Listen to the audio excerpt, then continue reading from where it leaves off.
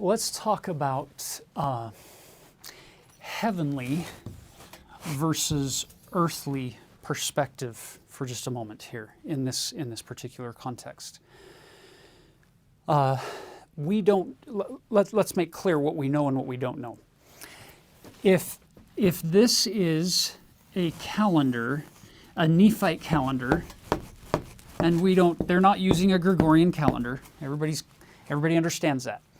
They have marked a day on their calendar when all believers in Samuel Lamanite's prophecies and in the tradition of their fathers, everyone who believes in all of that, they're going to get killed on that day.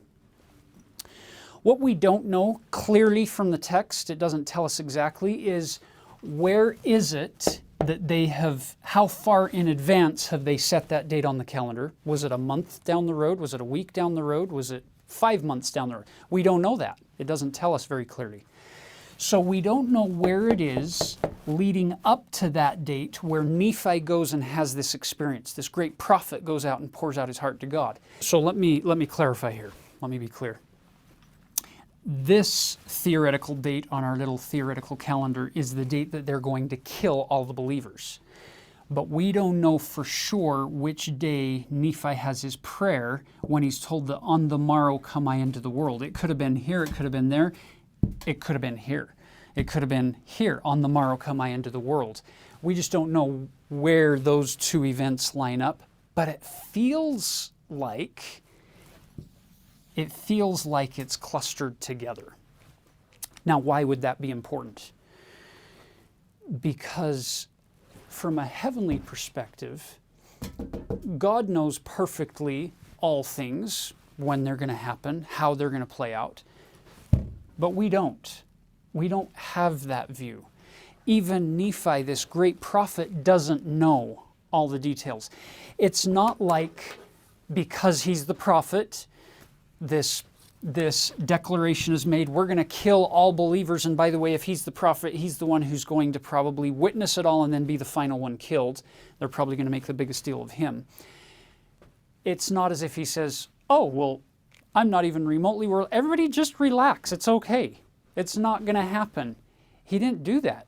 He's concerned for his people. Look at verse 11. It came to pass that he went out and bowed himself upon the earth, and he cried mightily to his God in behalf of his people.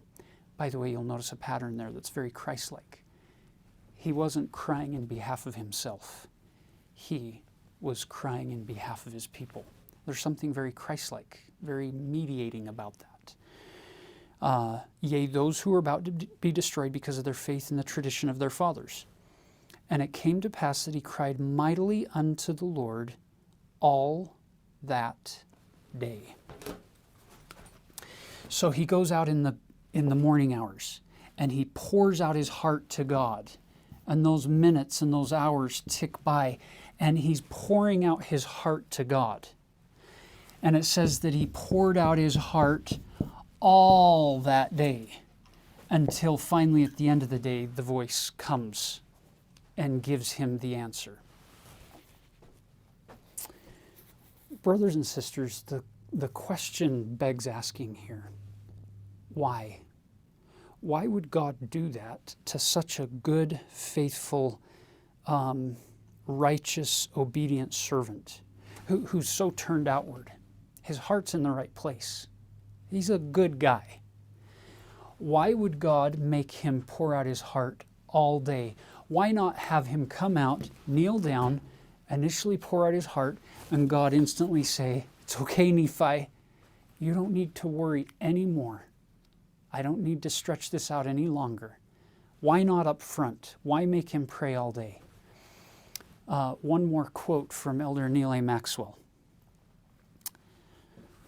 When we are unduly impatient with an omniscient God's timing, we really are suggesting that we know what's best.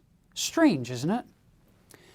We who wear wristwatches seek to counsel him who oversees cosmic clocks and calendars.